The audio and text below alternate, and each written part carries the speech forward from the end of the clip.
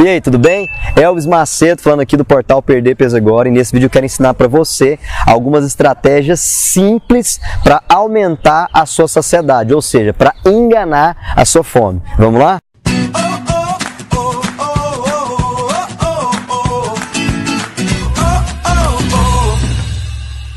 Então, bora lá. Antes de mais nada, é importante você entender como que é o funcionamento de fome no seu corpo. A gente tem uma região no nosso cérebro que chama-se hipotálamo. E o hipotálamo, ele recebe as informações dos hormônios de saciedade, de apetite sexual. A saciedade é um hormônio que é liberado, que se chama leptina. Existe um outro hormônio que o nosso organismo libera também, que é chamado de grelina. A grelina é que nos dá a sensação de fome. A gente vai esquecer dela um pouco agora. A gente vai focar mais na leptina. A leptina é o hormônio que nos dá a saciedade, certo? Então ela é produzida no tecido adiposo, nas gorduras, basicamente, algumas gorduras do corpo. Ela é produzida e vai para o hipotálamo. Quando ela chega no hipotálamo, ela vai informar assim, ó.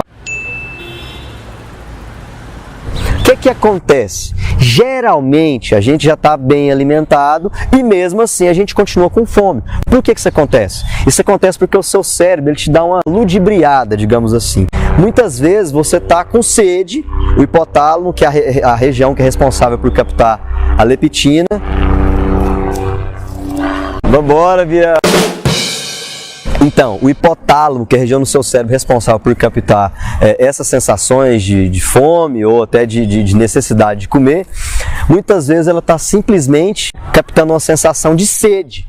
E como é a mesma região em que você tem a sensação de fome, você pode se confundir, ou seja, o seu próprio cérebro pode criar essa dúvida dentro de ti. Então muitas vezes só o fato de você tomar um copo d'água, 2 copos d'água, já vão saciar a sua fome momentaneamente. Isso é muito importante.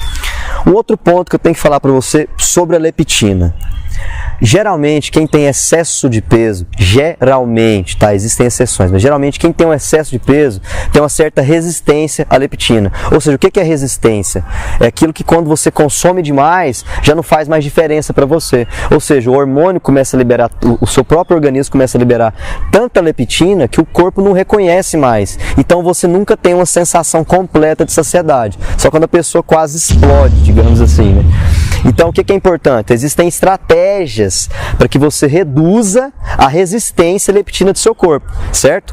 Vou te dar 4 estratégias básicas aqui. A primeira delas, reduzir alimentos inflamatórios. Elvis, o que é um alimento inflamatório? São aqueles alimentos que contêm farinha branca na sua composição ou carboidratos refinados. Isso inclui refri, inclui certo tipo de rosca, certo tipo de pães, certo tipo de bolo, tá? A gente vai ter uma lista no nosso blog que você pode acompanhar lá também e descobrir. O segundo ponto, sono reparador. É importante. Alguns médicos dizem que é de 7 a 9, outros falam de 6 a 8.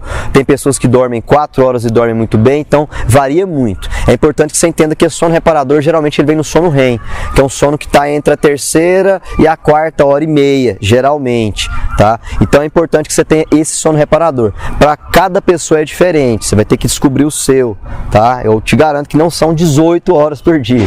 O terceiro ponto é a prática de atividades físicas, tá? Não só porque a atividade física ela vai ser excelente fisiologicamente para o seu corpo, vai te deixar uma pessoa mais saudável de maneira geral, mas porque quando você pratica atividades físicas, até depois do exercício, você libera alguns hormônios.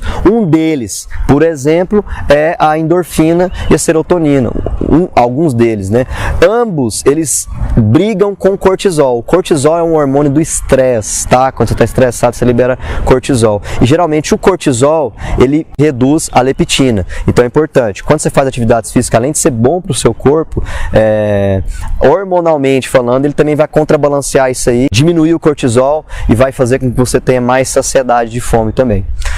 O quarto e último ponto, e muito importante, que eu gosto de falar muito dele, é a relação do consumo de boas gorduras, tá? Boas gorduras.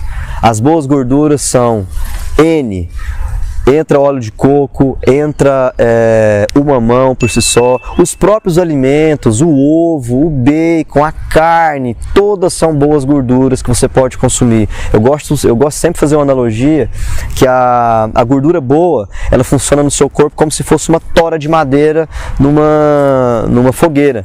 Se você deixa a tora lá, ela vai demorar um pouco mais a pegar fogo, mas em contrapartida ela vai ficar a noite inteira acesa, diferente de um monte de gravetos que vão pegar fogo rápido e não vão ficar queimando por muito tempo, certo? Então, resumindo tudo, para que a gente consiga enganar a nossa fome, de certa forma, e nos manter mais saciados por mais tempo. O primeiro deles é a água, tá? Quando você estiver com fome, faz o teste, experimenta beber água, muitas vezes seu hipotálamo pode estar te confundindo. Segundo ponto, redução de alimentos inflamatórios, carboidratos refinados e tudo que contém farinha branca ou temperos industrializados, etc. Terceiro ponto, prática de atividades físicas, tá? Quarto ponto, consumo de boas gorduras. E último ponto, um sono reparador, que vai ser muito importante para você. Se você gostou desse vídeo, eu peço encarecidamente que você curta e compartilhe com quem você ama. Não se esquece de se inscrever aqui no nosso canal. Tamo junto sempre. E não se esqueça, emagrecer transforma.